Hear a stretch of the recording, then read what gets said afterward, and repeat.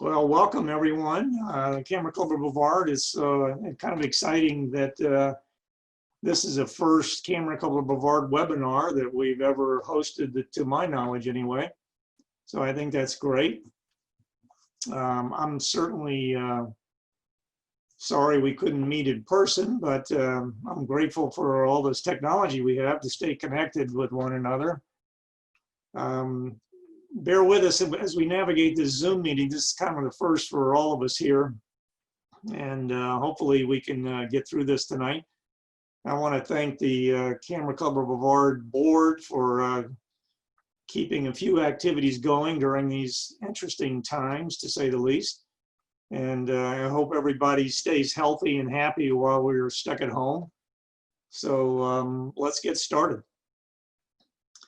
If you've been a photographer for a few years or read any photography art books or ever attended a photography seminar, no doubt you have heard that the most critical ingredient in creating captivating images is seeing creatively.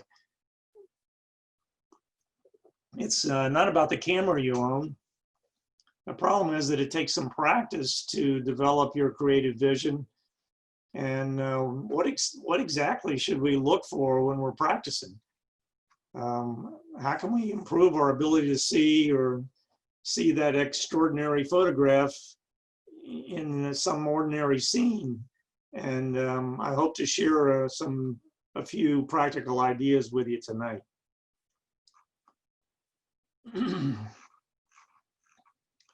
So as Ansel Adams once said, the single most important component of the camera is the 12 inches behind it. It's our creative vision, not the camera, that creates a successful photograph. So let's try to understand how we can improve that creative vision. So one aspect of creative photography is composition. Although our creative vision develops from many influences and experiences, one aspect of photography fundamentally is composition. And composition is, if we can summarize, if you will, how we decide what to include and what not to include in our image, and how we frame our image. So our composition is greatly linked to our creativity and our personal perspectives, and how we view our composition is the key to creating our most remarkable photographs. Another perspective of composition, which comes from Ian Plant, who is a world famous landscape photographer. He offers a unique perspective. He suggests our goal as photographers is to engage our viewer's eye and encourage them to linger a long time in our composition. So a question we may ask ourselves before we release the shutter, will my composition hold my viewer's interest for a long time? And does my photograph have the right stuff to cause my viewer to linger in my image?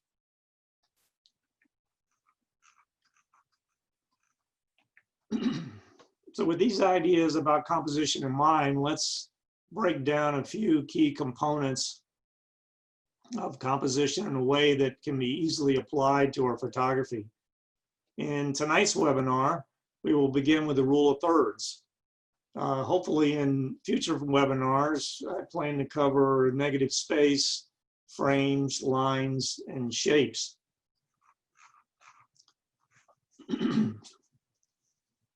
My hope is that you will get a few practical tips that are easily practiced to improve your creative vision.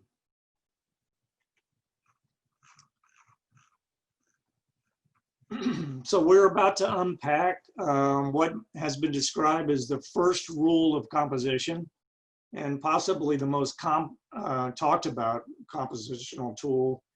If you do a Google search on the rule of thirds, you'll probably be surprised about how many different opinions there are on this so-called rule. But before we discuss the rule of thirds, let's get a few things straight about compositional rules. At least when I think of a rule, it kind of reminds me, and I wander back to my elementary school days, that since we have a rule, we got into a lot of trouble for not following those rules. We might think that since we have a rule of composition, it must be absolutely followed to achieve a successful photograph. You know, you obey the rule and you get a remarkable image. If you disregard the rule, the image will be terrible. Well, nothing can be further from the truth, obviously. Photographic art is a creative expression, and to be creative, we must express our imagination and innovation. So to consider any rule of composition as unbreakable is clearly crazy thinking. As Ansel suggested, there are no rules, only remarkable images. And a more practical way to think of the rule of thirds is to regard it as a guiding principle. And as in all guiding principles of composition, the rule of thirds merely provides us a way to analyze our scene, allows us to creatively adjust the composition according to our personal taste. In other words, the rule of thirds is just a convenient starting place.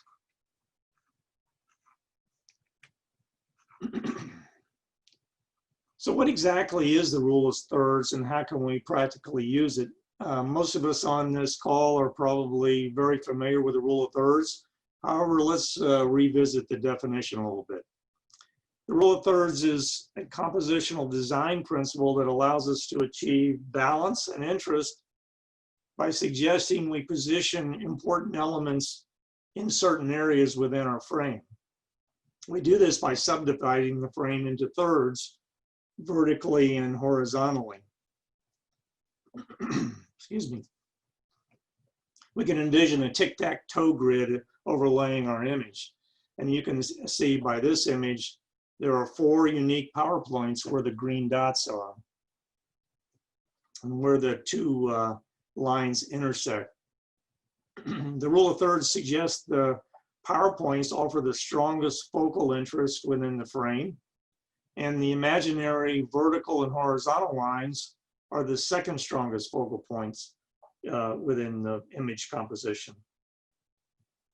So the rule of thirds suggests that we should consider placing our most important image elements, that is our subject, along those lines, or especially at those power points where they intersect. The theory was developed by studying master artists over the years, suggests that if we follow the rule of thirds, our images will be more dynamically balanced and draw our viewers' attention to the primary subject. That being said, the notion that a compelling composition is as simple as placing your primary subject on one of these crosshairs is at best unreasonable. And as we already know, good compositions of interesting subjects require a lot more than merely aligning elements on this imaginary grid.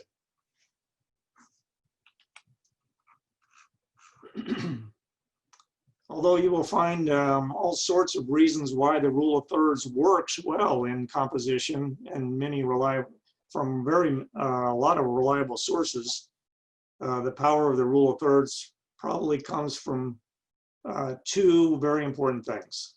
You know, first, it forces us to uncenter our main subject, and while there's nothing wrong with a central composition, a subject dead center can be boring and often common to those that view your image.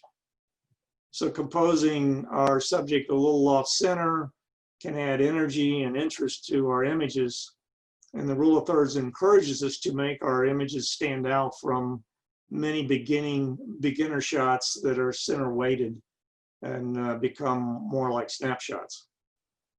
Second, the rule of thirds forces us to create negative space, and by incorporating areas in the frame with a low visual weight, we create this juxtaposition or this comparison that makes our primary subject stand out even more, and making our images even more interesting, which might just cause our viewers to linger a little longer in our photo which according to Ian Plant, that's the goal of our photography.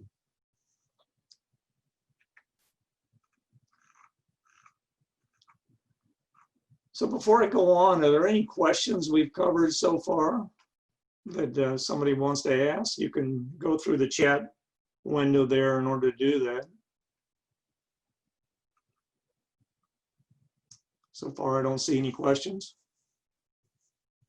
So now that we have a basic understanding of the rule of thirds, let's look at some practical ways we can apply this compositional tool to our photography. And first of all, the rule of thirds might help us decide where to place our horizons. In the same way that beginning photographers center their subjects, they often place their horizons such that the image is split into two equal halves. And while this sort of symmetrical composition can work well for some images, placing the horizon on either the upper or lower imaginary horizontal lines of the rule of thirds grid can create some more interesting visual weights to the elements both above and below the horizon line. As creative photographers, we get to decide on what's more interesting in the scene and what we want to place more emphasis on. Is it the upper part of the scene, typically the sky and a landscape, or is it the bottom part of the scene, which is typically possibly an interesting foreground? And in this image, the rule of thirds was considered when I decided to place the horizon along the lower third of the image, giving the sky more visual weight. Make sense? And in this photo, the rule of thirds helped me place the horizon line in the top third of the image to capture the interesting foreground and highlight the full extent of the reflection of the lighthouse. But do note that the lighthouse is uncentered in the frame and the line very near to one of the rule of thirds grid lines. Of course, creating symmetry can certainly work well for some images. In my view, capturing reflection often calls for the horizon to split the image in half. You're really capturing two compelling images, if you will. They're kind of doubling your pleasure. And notice that although the horizon is in the middle of this image, I utilize the rule of thirds thinking to place the exploration tower along one of the rule of thirds grid lines. Hopefully calling more attention to the main subject here.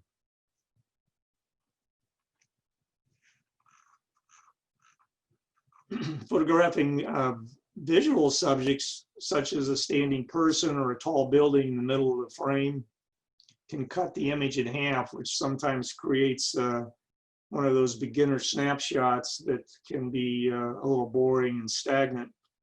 And the rule of thirds suggests we place our main subject on or near one of the vertical grid lines to uncenter our main subject, which can add interest and focus on the main character, much like in a horizontal image.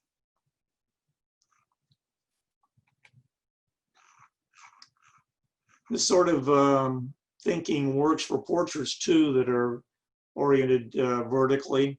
The next time you capture a portrait, try centering your subject in the vertical frame, which might just add a little more energy and interest to your people shots. And then having them look out of the frame also creates some mystery. Viewers may linger a little longer asking themselves, what exactly is she looking at?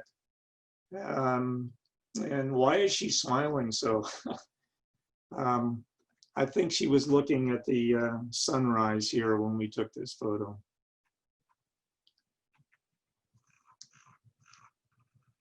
So when you're photographing a minimalist scene where your subject does not contain much visual weight, placing your primary subject on one of the grid lines or PowerPoints can create a clean, dynamic image that emphasizes the main subject.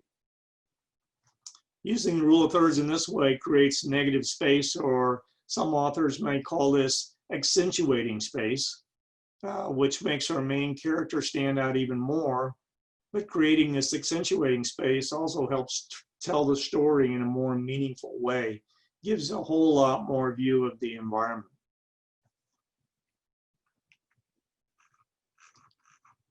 Another example of calling at least a little more attention to the main subject by placing it on the rule of thirds PowerPoint.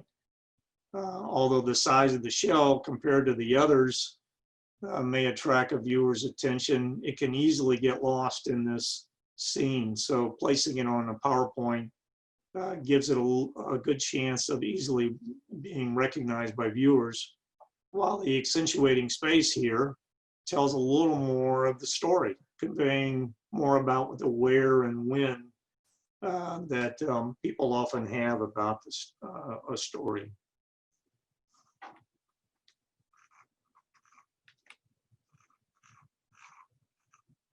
So when you're creating an image with more than one subject or main character, we can use the rule of thirds to create a point-counterpoint balance. By positioning one of our points of interest on one PowerPoint and then placing the other on a diagonally opposite PowerPoint, we can introduce an interesting harmony in our image. This works well for two subjects where you want your viewers to linger a little longer in your image, bouncing back and forth between the two focal points. And in this example, we've got the mangrove in the foreground, the mangrove in the background, that are pretty close to centered on two of the PowerPoints of the rule of thirds. Here's another example of counterpoint balance with the main subject, and in this case, a strong supporting character in the background. I thought the dock house in the background helped tell the story of a fisherman's life in Peggy's Cove, Nova Scotia. So I moved my camera position to align the boat on one of the rule of thirds PowerPoints and the dock house in the background on a point diagonally opposite of it. And I would ask you, do your eyes bounce back and forth between the counterpoints? And hopefully the composition causes you to linger a little longer in it.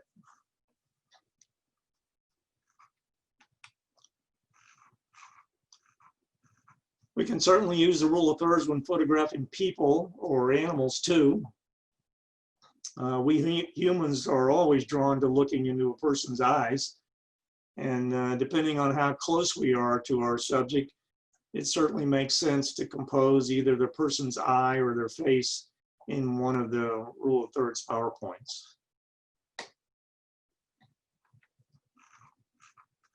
We can use the rule of thirds when composing selfies too. When Nancy and I travel, we try to capture us together at some of our iconic locations we visit. Here's an example of Venice. We want to show the point of interest as well as enjoying enjoying the scene. So we often will compose ourselves in one of the rule of thirds PowerPoints, leaving room for the rest of the story as well. And let me take just a couple of minutes here to, on a side note, may I suggest that when you travel or when your family gets together, be sure to capture photos of the entire family or travel group together. Use your tripod or a selfie stick, or you can even hold your phone out and try to get everybody in it. Years later, you will be happy you did. I can speak from experience. I recently looked through photo albums that Nancy and I put together when we were first married, in the early years we were first married. And I was really disappointed to find that there was so few photos of both of us in the photo.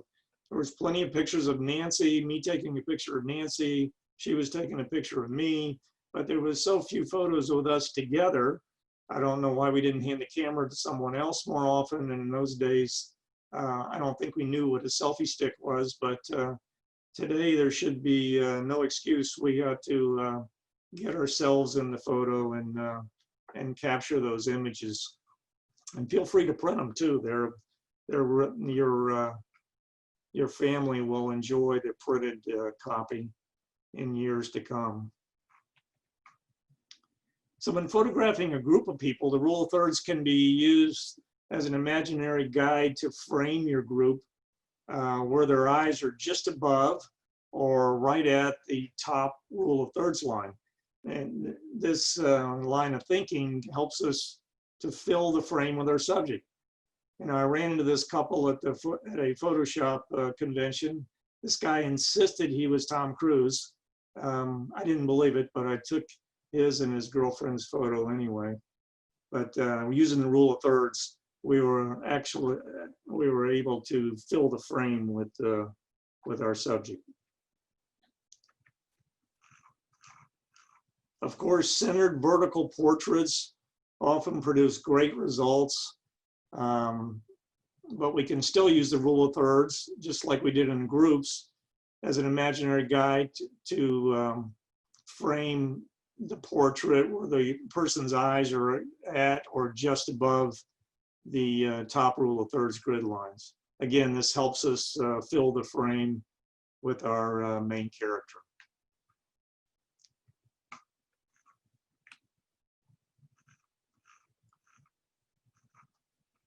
If our primary subject is in motion, we can use the rule of thirds to compose empty space in the direction of the subject is moving. And this gives us the room to move, where the subject has room to move into. It gives us a sense the subject is moving forward and gives our viewers a view of where they are going. You might see this concept defined in some literature as the rule of space by some authors. I would guess you bird photographers commonly use this tool already to compose birds in flight.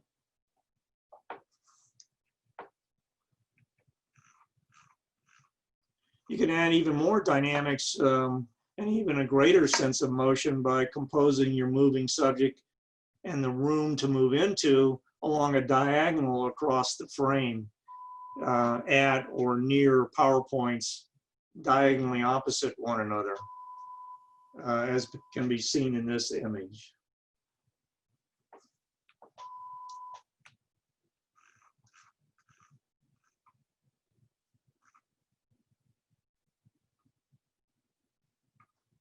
So this room to move into concept works for people, the portraits too. It gives us a sense of motion and dynamics and possibly creating more interest in a people portrait as well. So try that with your portraits. Get them moving and capture them with the rule of thirds in mind.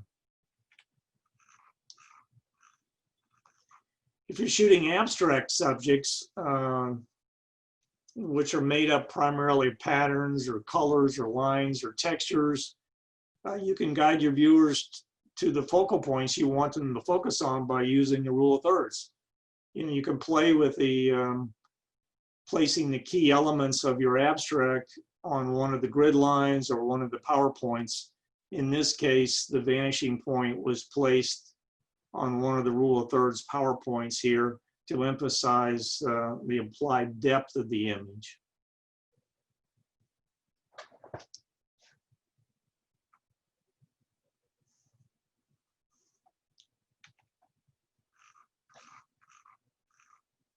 Another example, in this pan of fall colors, I placed the imaginary horizon line along the bottom third of the image and composed the lightest tree along one of the vertical grid lines to help balance the composition with a foundation while uncentering the abstract image as well.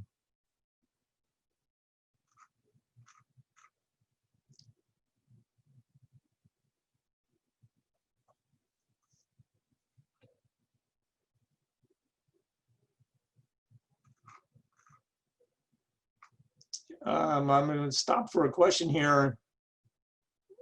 Eugene asked, does it make a difference if you place the subject while you were framing the shot or if you play with the image using Photoshop? Well, certainly you could, I'm a believer of getting it the best as possible in camera. So I always look through the viewfinder and compose my photo the way I think I want it. That's not to say that using software after the fact, I may crop it a little differently, but I'm of the school that tries to get the composition I want through the viewfinder. That would be my advice. I think I've heard some nature photographers will shoot an image of, say, a moving subject. Let's say you're on an Africa safari or something, they'll shoot it loosely, and so that they absolutely get the image, and then they may crop it more specifically once they get on a computer. But it's really to capture the image. They want to make sure they've got enough room in the image in order to capture the composition they want. So I'm sure there are situations where you would want to do it that way, but most of what I do, landscapes, people, that kind of thing, I'm looking through the viewfinder and trying to create an interesting composition through the viewfinder.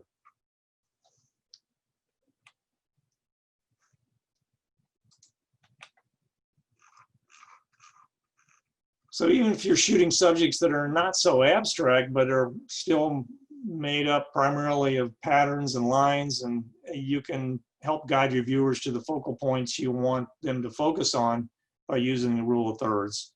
You know, play with the placing of those key elements on one of those grid lines or PowerPoints, and you will capture people's attention.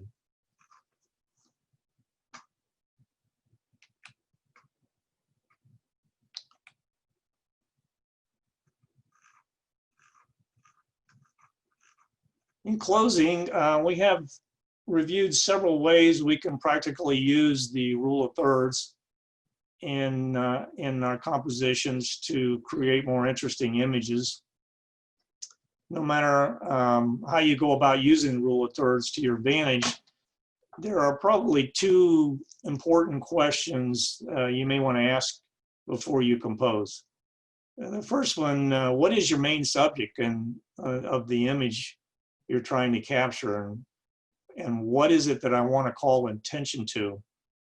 I would probably suggest that if you can't answer this question, you may not want to release the shutter. But so the first question is, what is the main character? And second, you know, how can I use the rule of thirds principle to draw attention to my primary subject? Hopefully we discussed a few of those ideas.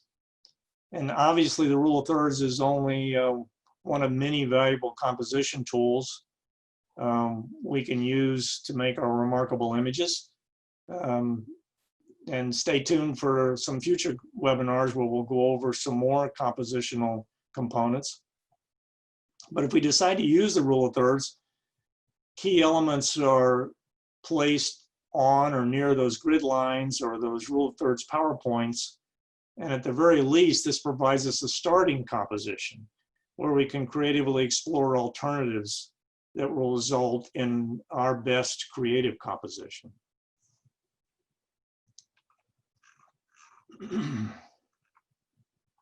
So I'd like to leave you with two main points to remember. Despite what you might hear from photo competition judges, an image that strictly conforms to the rule of thirds principles without any consideration of other compositional principles or subject matter for that matter will not likely be successful. And second, there's no magic in these PowerPoints or grid lines, and I encourage you to explore other composition design principles to call attention to your main subject. Good composition is all about creating balance, harmony, and mood. And every scene we encounter presents us with unique variables. So explore and experiment and use your imagination as well as composition principles. If a certain framing feels right to you, go with it. If your gut tells you to place the subject's dead center in your frame, do it. and done well with the intent to be creative, centered subjects can result in a pleasing symmetry that is calming to your viewer.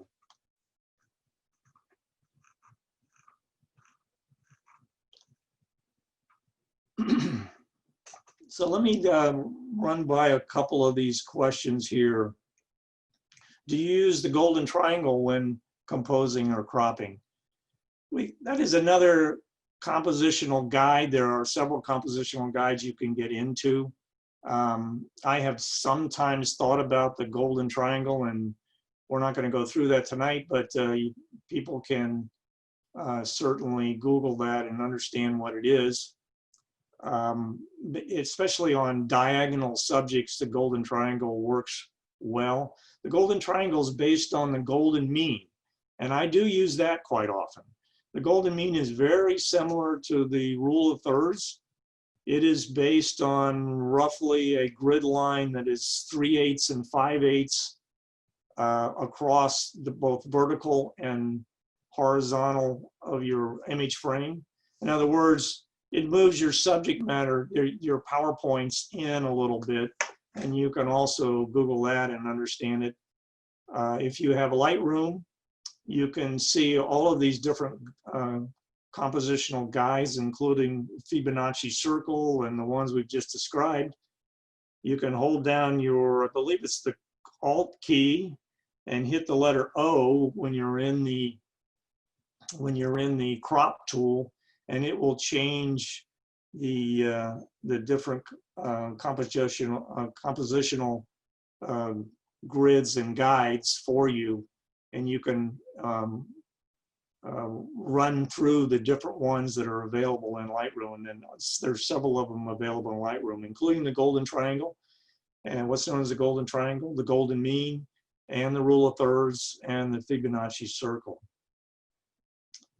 And Richard asked, are any of the 4 rule of thirds intersections stronger for composition than others? I'm glad you asked that, Richard. There are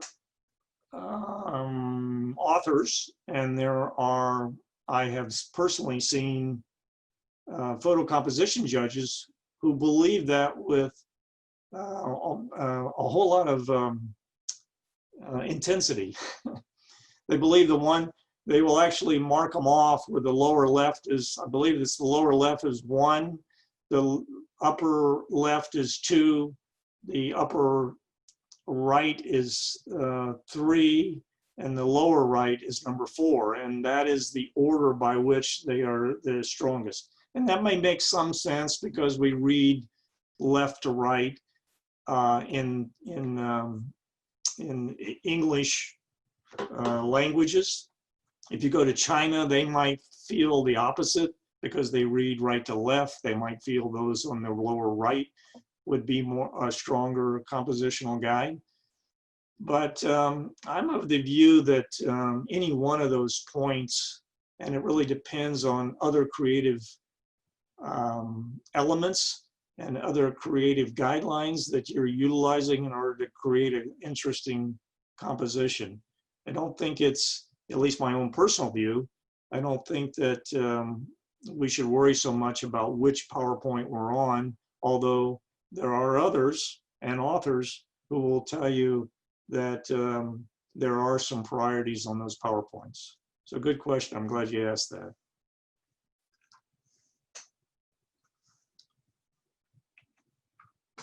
So let me close by thanking you for attending this first of a kind Camera Club of Brevard webinar. We have a total of 33 participants on the call, which is great.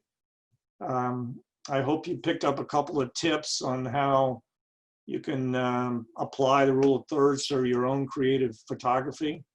And I hope to see you in the future in a few more webinars that we hold. Hopefully we get out of this situation where we can meet in person more often.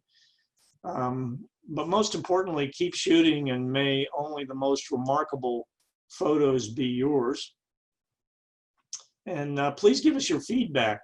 Email your comments about this webinar and suggestions for future webinars to the club at info@ccbrevard.com. That's the Camera Club of Brevard's email address, and do that.